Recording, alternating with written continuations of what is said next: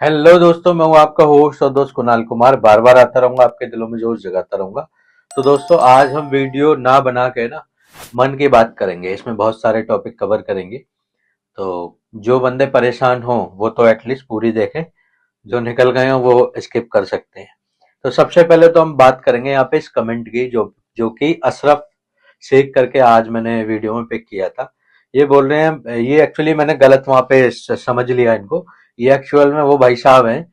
इन्होंने मुझे कनेक्ट किया था अक्टूबर 27 में। और जब इन्होंने मेरे से कन्वर्सेशन की या पेमेंट डाली इन्होंने 549 रुपए, तो वो कुछ मेरे को एग्जैक्टली याद नहीं आ रहा, कोई हॉलीडे था। और वो वर्किंग डे पे डाली थी इन्होंने शाम को 5 बजे के आसपास। और मैं इनको उस दिन रिस्पॉन्स नहीं दे पाया, अगले दिन छुट्टी थी। तो भाई साहब का इस तरीके से रिप्लाई आया। मैं घर पे था रात को। अनफॉर कभी कभी मैं देख लेता हूँ व्हाट्सएप की, किसी की कोई कहीं इमरजेंसी तो नहीं फंसी। तो वहां पे इन भाई साहब का पता चला, भैया आप ये हो वो हो फलाना हो, इतने ही बिजी हो तो 50,000 ले लो, लिया करो, क्यों लेते हो 549। उल जलूल जो इन्होंने बकना था वो बक दिया। और मैं भाई साहब, मैं पैसों को तवज्जो देता नहीं। अगर मैं पैसों को तवज्जो देता होता ना, तो मैं 10% चार्ज कर रहा होता। मैं नहीं करता। मैंने बहुत सारे लोगों के पैसे लौटाए। भाई तू पैसे ले निकल, मेरे को इतनी किलकिल नहीं चाहिए। ठीक है। तो ये आज माफी मांग रहे हैं। क्यों? अक्टूबर वो लगभग मंथ एंड था, तो आप मान लो नवंबर दिसंबर और जनवरी 3 महीने बाद इनको एहसास हुआ है और ये माफी मांग रहे हैं। उसका एक रीजन और है क्यों हुआ एहसास। क्योंकि 549 रुपए में जो मैं 6 महीने आपको सर्विस देता हूँ ना, वो मतलब ही नहीं है कोई दे दे। अब ये भाई साहब, कुणाल सर, हाँ क्या लिख रहे हैं ये। भाई मेरी कंडीशन ऐसी हो गई थी कि मुझे कुछ समझ नहीं आ रहा था, इसलिए आपको कुछ भी बोल दिया। मेरे पास पैसे नहीं थे। कुणाल भाई दिल से माफी मांगता हूँ। तो भाई साहब मैंने पैसे रिटर्न कर दिए थे इनको, 549 रुपए। मैंने कहा ये लो भाई साहब, और किसी और से सर्विस ले लो जो आपको दे दे। इसमें कोई गलत नहीं है। मेरे पास वो वाला कॉन्सेप्ट नहीं है भाई साहब, पेमेंट आ गई तो नहीं मिलेगी। मैंने बहुतों को लौटाए हैं। 550 रुपए में अमीर थोड़ा ना हो जाऊंगा। ठीक है। तो अब ये कितना भी माफी मांग लें, जो बंदा इतना नहीं समझता हो कि किससे क्या बातें करनी है, तो क्या उससे क्या बातें करनी, मतलब माफी क्या दें इनको। ठीक है, आपका रास्ता अलग है, मेरा अलग है। मैं जिन जिन को पैसे लौटाता हूँ ब्लॉक मार देता हूँ, कोई फर्दर वो नहीं रखते। ठीक है भाई साहब, आपके पैसे थे, मैंने आपको लौटा दिए। ज्ञान मेरा है, आपको लेना है वीडियो से ले लो, पर्सनल कन्वर्सेशन नहीं करता, मेरी मर्जी। ठीक है। अब मैं यहाँ पे एक चीज और कवर कर रहा था जो कि महत्वपूर्ण थी। वो कुछ इस प्रकार थी। एक भाई साहब ने हमें मैसेज भेजा था, हमने कहा इस पे ना वीडियो बनाएंगे। हाँ, तो वीडियो कुछ इस प्रकार है, मतलब ये जो पॉइंट है, टॉपिक है। सर जी, मेरे 3 लोन एनपी हो गए हैं। इन फ्यूचर घर लेना है। लड़का लड़की की एजुकेशन है। इन फ्यूचर लोन की जरूरत पड़ेगी। थोड़ा गोल्ड सेल करूंगा। पीएफ से पैसे निकाल लूंगा। एंड एक दो लोन फोर क्लोजर करूंगा। एंड कुछ लोन के ईएमआई 2 ईयर के बाकी हैं, वो रेगुलर भरूं तो कैसा रहेगा? बिकॉज सेटलमेंट किया तो लोन नहीं मिलेगा। तो भाई साहब, इन्होंने बहुत सारी चीजें पूछ ली एक में, लेकिन मैं आपको बता देता हूँ कि जब हमारा ना अकाउंट एनपी होता है, हम 10 अकाउंट ऑपरेट कर रहे हैं, हमारा एक अकाउंट एनपी हो गया, हम 9 जैसे तैसे भर रहे हैं, तो वो सिविल खराब करके जाता है वो। हालांकि सिविल कहीं ना कहीं जिनका आप पे कर रहे हो वो ऊपर करते रहेंगे, लेकिन डेंट देके जाएगा। वहां पे कंपनी आपको लोन देते वक्त ना, जो सिविल फैच करती हैं, उन्हें पता लग जाएगा। तो वो वहां पे अगर देंगी तो फिर रेट ऑफ इंटरेस्ट ज्यादा देंगी, और यहाँ पे तो 3 लोन एनपीए हो गए हैं। ठीक है। दूसरी बात जो मेन मैं इनको बताना चाह रहा था वो ये था, ये कह रहे हैं इन फ्यूचर घर लेना है। तो भाई साहब, आपको कहीं ये ना लगे बड़े बोल बोल रहा हूं मैं। कभी भी ना आप घर ले रहे हो तो कैश लो। ठीक है। या फिर आप ले भी रहे हो, तो जैसे कि मैं अपना एग्जांपल देता हूँ। मैं जब ये ऑफिस सेटअप कर रहा था, मैंने कई फ्लैट देखे। तो उसमें क्या था, मेरे को कुछ ऐसे भाई भी मिले, सर 100% लोन करा देंगे हम। ठीक है। अब जो 25 लाख रुपए का फ्लैट है, वो 100% लोन पे जो मेरे को देने पड़ रहे हैं 20 साल बाद, वो देने पड़ रहे हैं 60 लाख रुपए, 80 लाख रुपए, कैलकुलेशन जैसे मैं सेट कर देख रहा था उसमें। अब भाई साहब, बैंक क्या करती है शुरुआती दौर में, जो पैसे लेती है, वो जो पैसे लेती है वो लेती है इंटरेस्ट, प्रिंसिपल में 1 रुपया कम नहीं करती। ठीक है। आज परिस्थिति चलो ठीक है, कल को परिस्थिति खराब हो जाए तो जितना भी पैसा लिया होगा वो सब इंटरेस्ट में बैंक के खड़े हुए हैं, पूरे के पूरा प्रिंसिपल, बैंक नीलाम कर देगी मकान। तो ऐसे चूतियापे में ना पड़े। अगर होम लोन लेना है, बहुत सारे बंदे ऐसा चूतियापा कर रखा है उन्होंने। अगर आपको लोन लेना है, मैं ये नहीं कह रहा कि मत लो।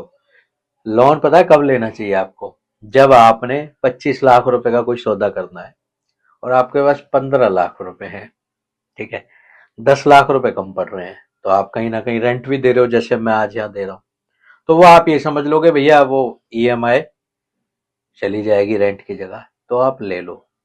मतलब कहने का मतलब ये है 50% से ज्यादा के अगर आप पैसे दे सकते हो तो दो, वरना तो मैं कहूंगा भाई साहब 100% लोन पे मत लो, कैश लो। मतलब 100% क्या, 40% लोन भी मत लो, कैश लो। उसमें क्या फायदा है कि कब क्या परिस्थिति हो जाए ना, कुछ भी नहीं पता। और बैंक तो बिल्कुल तैयार रहता है इस मामले में ना। आपका केस एनपीओ, मॉर्गेज प्रॉपर्टी है ही, वो तुरंत नीलाम कर देगा, आपको एक धैला नहीं देगा जो आपने 10 साल ईएमआई भरी है ना। ठीक है।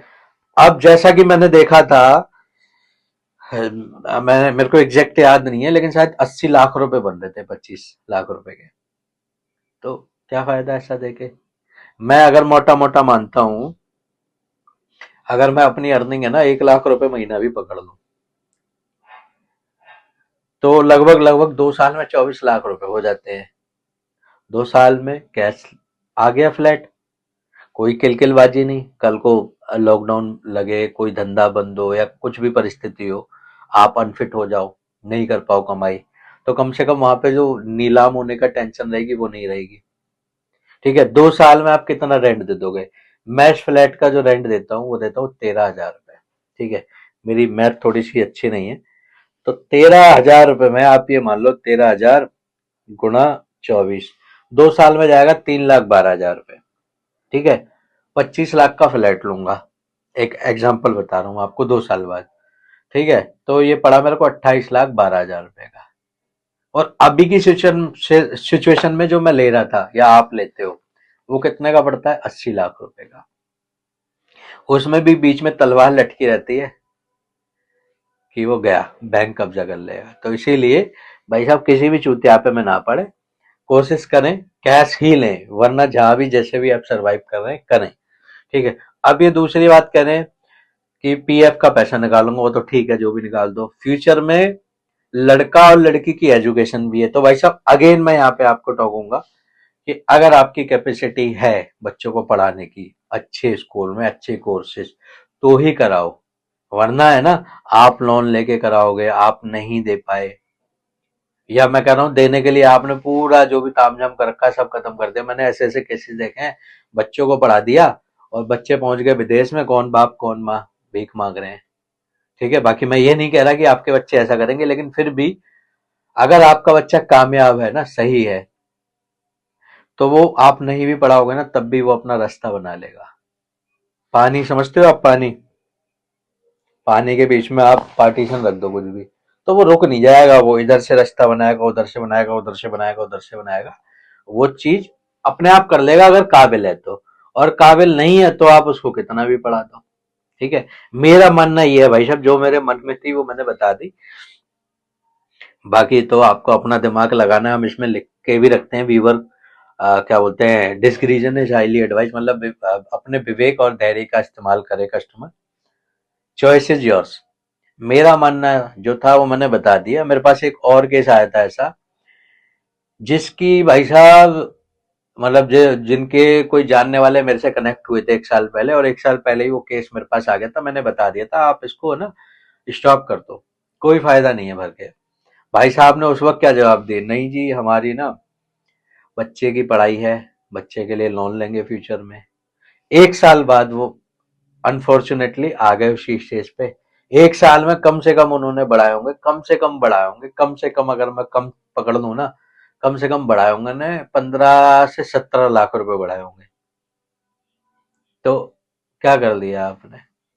आ गए फाइनली उसी स्टेज पे। तो जो भी करें बहुत सोच समझ के करें, अपनी हैसियत के हिसाब से करें। ठीक है। अगर आपकी हैसियत है, देखो मैं खोल के बोलने वाला आदमी, हो सकता है किसी को बुरा लग जाए, क्योंकि मैं इन सब चीजों से गुजर चुका हूं। अगर मेरी हैसियत है ना, चैन पहनने की मोटी, या इतनी जो भी है ये, तो ही पहनूं मैं। क्रेडिट कार्ड से निकाल के या और किसी तरीके से कोई भी फायदा नहीं है। मैं तो देखा है ना भाई साहब, मेरे कितने साल खराब हो गए इसी चक्कर में कि ठीक है जी क्रेडिट कार्ड से दे देंगे, गाड़ी लेनी है, कुछ पैसे पड़े हैं, चलो बाकी क्रेडिट कार्ड से स्वैप कर लिए। मत लो। आज की डेट में आप यकीन नहीं मानोगे, मेरे को गाड़ी लेनी थी जावा, 2.5 लाख की लगभग है, अप्रोक्स सवा 2-2.5 लाख। लेकिन मैंने ली स्प्लेंडर 90,000 रुपए की, कैश लेके आए। क्यों? क्योंकि कोई केलकेलबाजी नहीं चाहिए जीवन में। आईफोन लेना था, प्रो लेना था, सिर्फ आईफोन लेके आए, प्रो गया तेल लेने, कैश लेके आए। आईपैड लेना था, कैश लेके आए। तो भाई साहब जीवन में कान पकड़ लो कि भाई साहब उधार लेना ही नहीं है। और ये हमें ना इसी उधार के चक्कर में, मैंने अच्छे से अच्छे को देखा है भाई साहब डिफॉल्ट होते हुए, अच्छे से अच्छे को, जो 2 लाख रुपए महीने भी कमा रहा है ना, 3-3 लाख रुपए कमा रहा है। एक भाई साहब है, उनके बंदरगाह पे शिप चलती है, उनका भी अकाउंट में देख रहा हूँ।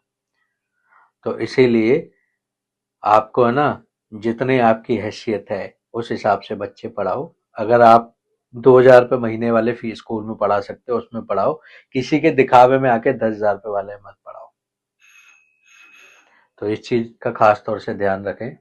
आशा करता हूँ मेरे द्वारा दी गई जानकारी आपको अच्छी लगी होगी। वीडियो लाइक करें, शेयर करें, चैनल पे नए हैं तो चैनल सब्सक्राइब करें। जय हिंद दोस्तों।